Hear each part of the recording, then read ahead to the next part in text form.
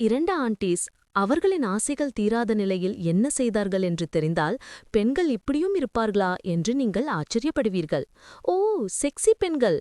இந்த கதையை நான் உங்களிடம் சொல்வது என்றால், இந்த கதையில் நடக்கும் விஷயங்கள் உங்கள் வாழ்க்கையில் வரும்போது நீங்கள் ஜாக்கிரதையாக இருக்க வேண்டும் என்றும், அது மட்டுமல்ல, இந்த கதையில் வரும் பாத்திரங்கள் உங்கள் நிஜ வாழ்க்கையில் சந்தித்தால் அவர்களுடன் ஜாக்கிரதையாக இருக்க வேண்டும் என்றும் உங்களை எஜுகேட் செய்ய இந்த கதையை சொல்கிறேன்.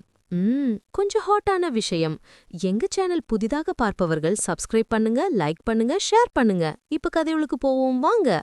என்னோட தாகம் தீர்ந்துச்சு, உந்தாகம் தீர்த்திடவா என்று அவன் அவள் கண் இமையில் விரலால் வருடியபடி சொன்னான். ஆஹா, ரொமான்டிக் வைப். அவள் கன்னங்களை கீழே தாழ்த்தி என்று கொஞ்சம் ஷையாக சொன்னாள். அவன் பின்னாடி நகர்ந்து ஸ்லோவா செக்ஸியாக பருப்பில் படுத்தான். அவளும் அவனோடு சேர்ந்து அவன் பக்கத்தில் வந்து படுத்தாள். அவன் அவளை டைட்டாக கட்டிப்பிடித்தான். பின்பு இருவரும் அலசி பக்கத்தில் பக்கம் படுத்து தூங்கிப் போனார்கள். இப்போ கவிதாவும் ரவியும் மதியில் என்ன நடந்தது பார்ப்போம். பிரமிளாவும் ரமேஷும் வெளியில் சென்றதும் ரவி கதவை மூடி கவிதாவின் அருகில் வந்தான். நில்லு, இன்னும் கொஞ்சம் முந்தி என்ன சொன்னேன் என்று கவிதா அடுகினாள். என்ன சொன்னா என்று ரவி கேட்டான். அவள் கண்ணால் ஜன்னலை காட்டினாள். மறந்துட்டேன் என்று ரவி ஜன்னல் கதவை மூடி போல்ட்டு போட்டு கவிதாவின் பக்கத்தில் வந்து உட்கார்ந்தான். அவன் உட்கார்ந்தவுடன் கவிதா அவன் மடியில் தலை வைத்து படுத்து, சொல்லு, ரவளிக்கும் உனக்கும் மதியில் என்ன நடந்தது என்று கேட்டாள். ஓஹோ, கொஞ்சம் ஸ்பைசி குவேஷன். ஒண்ணுமில்லடி என்று ரவி சொன்னான். என்னோட முன்னாடி உன் டிராமா எல்லாம் வேண்டாம், சொல்லுடா என்று கவிதா கெஞ்சினாள். அவன் கொஞ்சம் முகமாட்டமாக இருக்கும்போது, சொல்லுடா, நீங்களோட வியாபாரம் எங்க வரப்போகுது தெரிஞ்சாதான் அடுத்து என்ன பண்ணலாம்னு யோசிப்பேன் என்று சொன்னாள். அவன் பூ போட்டு நட்டு எல்லாம் சொல்லிவிட்டான். எல்லாம் கேட்டதும் கவிதா சிரித்து, ஹா, கிஸ்ஸு வர வந்துச்சுன்னு சொல்ற, அப்போ சொல்றதென்ன என்று சொன்னாள். Kiss, hot moment. அவள் இப்படி சொன்னதும் ரவி உஷாராக, அப்போ போய் ரவளியே இழுத்துட்டு வந்துடவா என்று கேட்டான். போ, ஒரு குத்து வாங்கிடுவா என்று கவிதா சிரித்துக்கொண்டே சொன்னாள்.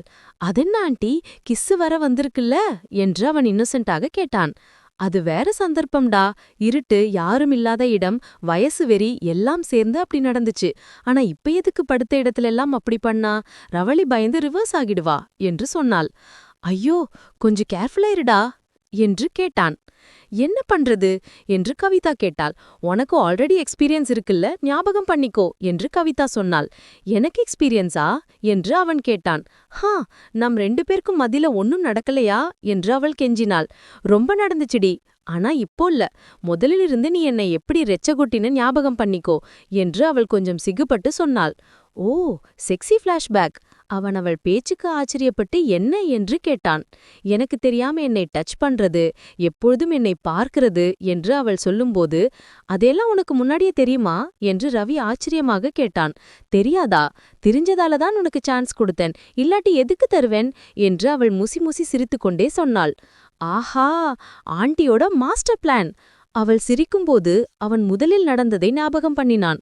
1 வருஷம் முந்தி எக்ஸாம்ஸ் முடிந்த காலத்தில் ஃப்ரெண்ட்ஸோட பேசிக்கிட்டு இருந்தவன், இருட்டு ஆனபோது அம்மா திட்டுவாள் என்று வீட்டுக்கு கிளம்பினான். கிரவுண்டில் நடந்து போகும்போது காலுக்கு ஏதோ தடுக்கியது. என்ன என்று பார்த்தால் அது ஒரு புக்காக இருந்தது. கையில் எடுத்து உற்சாகத்தோடு பார்த்தான். வெண்ணிலையில் சரியாக தெரியல. கொஞ்ச தூரத்துல இருந்த லைட் அருகில் போய் புக்கை திறந்து ஒரு பேஜ் படித்தான். அது படித்த உடனே அவனுக்கு மத்தி போகுது. ஒரு பேஜ் படிச்சதும் அவன் உடம்பில் வைப்ரேஷன்ஸ் ஆரம்பிச்சது. ஹாட்டான கான்டென்ட். அப்படியே அதிர்ந்து புக்கை ஷர்ட்டுக்குள்ள வச்சு கப்பு கப்புன்னு வீட்டுக்கு வந்துட்டான். வீட்டுக்கு வந்ததும் அம்மா கிச்சனில் இருந்தாள். டேய், டிஃபன் சாப்பிட்றா என்று கேட்டாள். இப்ப வரேம்மா என்று சொல்லிட்டு ரூம்குள்ள போய் டோர் போல்ட் போட்டு பாத்ரூம்குள்ள போய் புக்கை எடுத்தான். பேஜுகளை படிக்கும்போது அவனுக்கு புரியாத மாற்றங்கள் வந்தவு. ரத்தம் நர்வ்ஸில் ஸ்பீடா ஓடுது. உடல் வடியது. மூச்சு தடுமாறுது.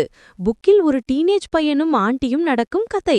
அதை படிக்கும்போது, இப்படி ஒரு ஆண்டி எனக்கு கிடைச்சா நல்லா இருக்கும் என்று யோசித்தான். ஆனா அவன் வயசுல யாரு என்று தெரியல. சினிமா ஆக்ட்ரஸ்களை யோசிச்சு கடைசியாக ரம்யா கிருஷ்ணனை ஃபிக்ஸ் பண்ணான். வெளியில் வந்தவனுக்கு நீரச விலையில் டிஃபன் ஞாபகம் வந்தது. அம்மா கிச்சனிலிருந்து, வாடா எடுத்துக்கோ என்று சொன்னாள். கிச்சனில் கவிதாவும் இருந்தாள். அவன் அடுகு வைக்கும்போது கவிதா ஏதோ திங்க எடுக்க கீழே குனிந்தாள். அப்போ அவள் பிளவுஸ் ஸ்லிப் ஆகிவிட்டது. அவனுக்கு ஹார்ட் பீட் ஃபாஸ்ட் ஆகிடுச்சு. கவிதா பார்த்து பிளவுஸ் சரி பண்ணிக்கிட்டாள். ஆனா அவனுக்கு அவளை பார்க்கும்போது கொத்த ஃபீலிங்ஸ் வந்தது. அவரும் அவனை நோட்டீஸ் பண்ணிட்டா. ஆனா கண்டுக்கல. ஆனா அவனுக்கு கவிதா கலைக்கராணி ஆகிவிட்டாள். நித்ரா போடும்போது அவள் கலைக்குள்ள வந்து கவிதை பண்ணுவா. பாத்ரூம்க்கு போயிருந்தா அவளும் ஜோட்டே வருவா மாதிரி ஃபீல் பண்ணுவா. ஒரு நாள் மெயின் டோரில் கவிதா வரும்போது 3 நீல சேரி கட்டி வந்தாள். அவள் அழகு டபுளாக தெரிஞ்சிடுச்சு. அவன் பாத்ரூம்க்கு திரும்பி போகும்போது கவிதா வந்து, என்னடா நீரசமா இருக்கியா என்ன என்று கேட்டாள். அம்மா எங்கடா என்று கேட்டாள். அவன் அம்மாவை தேடும்போது அவள் இன்னும் நெருங்கி, என்னடா ஜுவரம் போல இருக்கு. இல்லம்மா சும்மா இருக்கு என்றாள் சொன்னாள். நான் வரும் வரை ஆண்டிக்கு கம்பெனி கொடு என்று ரூமுக்கு போய்விட்டாள். கவிதா சிரித்து, டேய் கம்பெனி தரியா என்று சொல்லிட்டு சோஃபாவில் உட்கார்ந்து டிவி பார்த்தாள். அவன் அவள் பக்கத்தில் உட்கார்ந்து அவளையே சைட் அடித்தான். ஒரு சரி ஆண்டினை டச் பண்ணா லைஃப் செட் ஆயிடும் என்று யோசித்தான். ஆனால் எப்படி டச் பண்றது என்று தெரியல. அப்போது அவள் கையில் நியூ போன் பார்த்தான். கொத்த போனா ஆண்டி என்று கேட்டான். ஆமாண்டா கொத்தது என்றாள். நோட்லமா என்று கேட்டான். அவள் போனை கொடுத்து, நோடுடா எப்படி யூஸ் பண்றதும் சொல்லுடா, ரமேஷ் போசு கொடுக்கிறான் என்று சொன்னாள். அவன், இனிமே நீ என்ன கேட்டாலும் நான் பண்றேன் என்று போனை ஓபன் பண்ணான். அவள் குத்தூகலத்தோடு அவன் பக்கத்தில் வந்தாள்.